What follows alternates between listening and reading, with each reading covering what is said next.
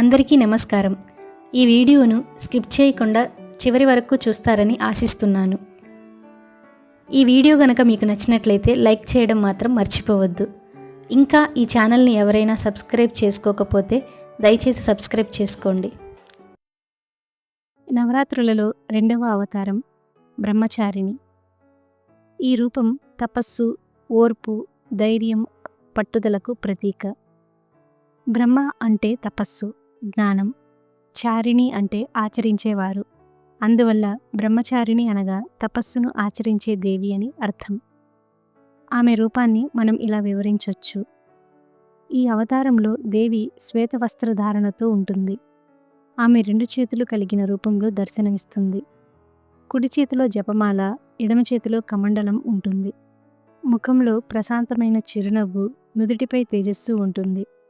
ఆమె పాదాలు భూమిపై కదులుతూ ఎక్కడ నడిచినా పవిత్రత సంతరించుకుంటుంది. ఈ రూపం చూడగానే తపస్సు శక్తి, భక్తి లోతు, ఓర్పు మనకు గుర్తుకు వస్తాయి. హిమవంతుని కుమార్తె పార్వతి శైలపుత్రి అవతారం తర్వాత శివుణ్ణి తన భర్తగా పొందాలని సంకల్పించుకుంది.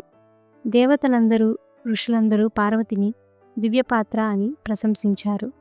కానీ శివుడు సతీదేవిని కోల్పోయిన తర్వాత తీవ్రమైన వైరాగ్యంతో లోకానికి దూరమయ్యి తపస్సులో మునిగిపోయాడు. ఆయన్ని మళ్ళీ గృహస్థ జీవితంలోకి తేవడం సులభం కాదు. అప్పుడే పార్వతీదేవి తనలో తాను ఇలా అనుకుంది: శివుణ్ణి భర్తగా పొందటానికి నేను కూడా శివుడి తపస్సుకు సమానంగా కఠోర తపస్సును చేయాలి. నా భక్తిని పరీక్షించనివ్వాలి, కష్టాలను తట్టుకోవాలి అని. పార్వతీదేవి అడవికి వెళ్ళి సంవత్సరాల తరబడి తపస్సు చేసింది. మొదట ఆమె పూలు మాత్రమే తినేది, తర్వాత కేవలం ఆకులు మాత్రమే తినేది, తర్వాత నీరు మాత్రమే సేవిస్తూ జీవించేది. చివరికి గాలిపైనే ఆధారపడి జీవనాన్ని కొనసాగించింది. ఎండ, వర్షం, మంచు, జంతువుల కాట్లు అన్నీ భరించింది. ఆమె తపస్సు అంత కఠినంగా ఉండటం చూసి ఋషులు, దేవతలు ఆశ్చర్యపోయారు. ఒకసారి ఋషులు పార్వతీదేవిని చూసి ఇలా అన్నారు: అమ్మా, నీ తపస్సు అపారమైనది, నీ నిశ్చయం అద్భుతం. ఇలాగే కొనసాగితే శివుడు తప్పక ప్రసన్నమవుతాడు అని. దేవతలంతా పార్వతిని గౌరవిస్తూ ఆమె తపస్సును విశ్వంలోనే గొప్ప తపస్సుగా కీర్తించారు. శివుడు పార్వతీదేవి తపస్సును చూసి ఆశ్చర్యపోయాడు. కానీ ఆమె సంకల్పం నిజమేనా అని తెలుసుకోవడానికి ఒక బ్రాహ్మణుడి వేషంలో వచ్చాడు. ఆ బ్రాహ్మణుడు పార్వతీదేవితో ఇలా అన్నాడు: అమ్మాయి, నువ్వెందుకు ఇంత కఠోర తపస్సు చేస్తున్నావు? శివుడు భిక్షాటన చేస్తూ తిరిగేవాడే. అతని దేహం బూడిదతో నిండిపోయి ఉంటుంది. అలాంటి వాడిని ఎందుకు భర్తగా కోరుకుంటున్నావు అని అడిగాడు. అప్పుడు పార్వతీదేవి ధైర్యంగా సమాధానమిచ్చింది: శివుడు సాధారణుడు కాదు, ఆయన మహాదేవుడు, జగన్నాథుడు. ఆయనే విశ్వాన్ని కాపాడుతున్నాడు. ఆయన తప్ప మరెవ్వరూ నా భర్త కాలేరు. నేను ఈ తపస్సు ఆయన కోసమే చేస్తున్నాను.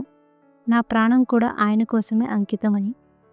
శివుడు నిజరూపంలో దర్శనమిచ్చి పార్వతీదేవి భక్తిని ప్రశంసించాడు. అమ్మా, నీ తపస్సు నన్ను కదిలించింది, నీ భక్తి నన్ను గెలిచింది. నువ్వు నిజమైన బ్రహ్మచారిణివి అని అన్నాడు. బ్రహ్మచారిణి అవతారం వల్ల మనం తెలుసుకోవాల్సింది ఏంటంటే ఓర్పు. కష్టసహనం లేకుండా విజయాన్ని పొందలేము.